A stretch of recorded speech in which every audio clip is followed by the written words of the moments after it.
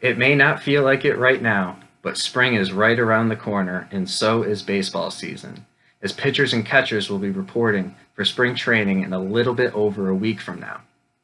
And everybody in New York is wondering if this is the season the Yankees will finally get over that World Series hump, as they're in the midst of the longest World Series appearance drought in franchise history, their last appearance being 2009 when they took home the World Series championship over the Phillies. Now, the biggest question, and whether or not they'll be able to contend for a World Series this year, is whether or not they'll be able to stay healthy for an entire season. Star players have not been able to stay healthy on the Yankees over the past few seasons. Aaron Judge, Giancarlo Stanton, Gleyber Torres, Luis Severino, all missing significant time multiple times over the past few years, and it has affected their playoff runs, and it has been the main reason for their early exits in the postseason for the past two seasons. They go into the postseason rusty because the players have missed most of the season due to injuries, and they don't have the continuity and the flow of a team that played together for the whole season. But they will be going into spring training fully healthy for the first time in the last few years, so that is a good sign. And these players will be joined by new additions, as the Yankees were pretty active during the free agency period. Masahiro Tanaka and James Paxton, both gone. Corey Kluber, Jameson Taillon, now in to take their places. Two high-risk, high-reward signings. Both great pitchers when they're healthy. Both were at the top of their game when they're healthy, but they haven't been healthy the past few seasons. Significant upper body injuries for both of these players, who were once two of the better pitchers in the entire league at one point. Taillon, a former teammate of Garrett Cole in Pittsburgh, and Corey Kluber, multiple Cy Young Award winner in the American League, one of the better pitchers in the American League before his injury troubles started. So those are good signings that I like and have a lot of upside. They won't have as much pressure on them in the middle of the pitching rotation as they would being at the top of the rotation on their other teams. And they get to work with an amazing lineup that is going to put up 5, 6, 7 runs a game for them. So I like those moves. Tommy Kahnle in the bullpen, also gone. And Adam Ottavino, also gone from the bullpen. Darren O'Day comes in to supplement the late inning matchup role that those two guys had over the past few seasons. I'll get back to the bullpen in a little bit, though. The biggest signing of the offseason was retaining star infielder, utility guy, DJ LeMahieu on a team-friendly 6-year, $90 million deal. Now, he's 32 years old, but still very, very effective and has a lot of juice left in the tank, as he's been the leading hitter in the American League for the past 2 seasons, basically. So that is a huge addition as well. And I think that the holes that were left at the end of last season throughout the offseason have now been filled, at least for the moment. And one of the bigger roster situations right now on the Yankees is what they're going to do with Clint Frazier this season. Is this the year that they finally unleash him and let him be who they thought he was going to be when he came over in the trade for Andrew Miller back in 2017? He's been up and down from the minors, giving up time to veterans like Brett Gardner, but now Brett Gardner hasn't been re-signed yet. It looks like they're moving forward with Clint Frazier as the starting left fielder. He's been very, very effective at the plate when he's been up with the Yankees over the past few seasons, but he's had his defensive struggles. So is this the year that they actually unleash him, let him play, let him make the mistakes, or are they going to keep him on a short leash, re-sign Brett Gardner, and keep him around just in case Clint Frazier doesn't work out? It's something to watch out for this season, as they may move Clint Frazier at the deadline if he's not working out in their lineup and they need to add pitching depth. Pitching depth brings us into strengths and weaknesses of the Yankees lineup this year, of the Yankees roster this year, I should say. Pitching rotation. The top of the pitching rotation, Garrett Cole, Luis Severino, very, very strong.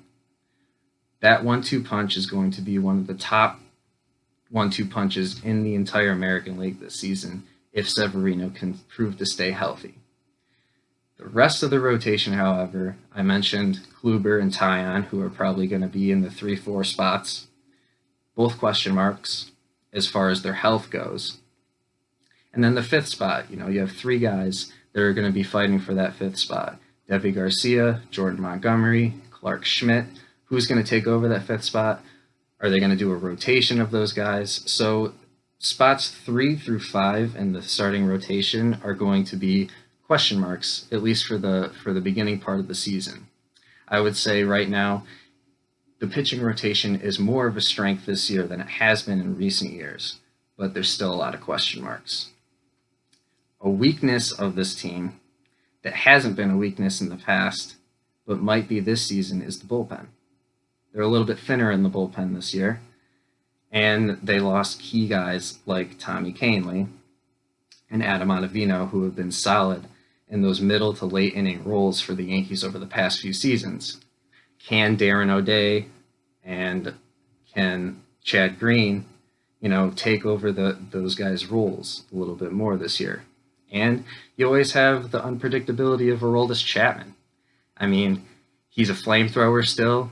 There's not a lot of guys that like to hang in that box with that lefty throwing 90-mile-an-hour sliders and 102 up in the zone, but he has had his struggles. He's not automatic. He's not Mariano Rivera. He's not what we've been used to for 20 seasons. He's a little bit erratic, and he gets a little bit more erratic, it seems, as the years go on. So the bullpen could be a little bit of a weakness for the Yankees this season. Strengths, obviously, the lineup. Like I said, they're going to put up 5, 6, 7 runs a game on average. The top to bottom, solid. Everybody, solid. They have guys that can get on base at the top of the lineup. They have guys who can drive in runs in the middle of the lineup, and they still have guys that can hit the crap out of the ball at the bottom of the lineup.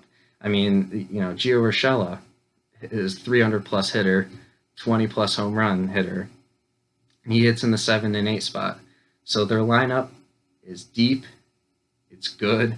If it can stay healthy, that is definitely going to be a strength, and that is definitely going to play into the pitching rotation potentially being a strength too, as they're going to be able to put up a lot of runs for them. Aaron Boone. Is the seat going to warm up a little bit for him this year? I know that's not something that Yankees fans want to hear, as he's won over 100 games each of the last 2 seasons. But this roster is a World Series roster, and they haven't made it to that point yet. If he doesn't make it this year, does the seat warm up for him? And I think it should. I get that he hasn't been a manager before this job, but he has to have a little bit of a shorter leash this year because it's his 3rd year with the team. They're immensely talented in every single way. They've spent a lot of money on this roster. And, his mismanagement in that Rays series last season was concerning. He wasn't the reason they lost the series. The players have to execute. But some of the decisions he made late in the games, as far as pinch hitters go, and as far as taking pitchers out of the game too early or leaving them in too long, wasn't really hitting on many of those decisions, and it showed because they had a chance to win that series and they didn't. So I think that's something to look out for this year if the Yankees aren't in contention for a World Series. Is the seat going to warm up for Aaron Boone? As far as the entire outlook of the season, I think the Yankees have the best roster in the American League. They should represent the American League in the World Series. Teams like Chicago, Blue Jays, and Toronto, they're good, young rosters. I don't know if they can compete with an experienced roster like the Yankees yet. Houston's always going to be there. Oakland's good. But ultimately, I see the Yankees coming out of the American League. But can anybody beat the Dodgers is the real question. The Dodgers are by far and away the favorite right now to win the World Series, and I see that happening as of right now. We have a great show for you lined up today. After the break, we will take a look at the best destinations for new free agent J.J. Watt. Where's his best fit? What team fits his criteria? Should this be the time now that Damian Lillard tries to get out of Portland? You know, is it becoming more of a Bradley Beal situation where he needs to find a way out? And the new injury to Anthony Davis.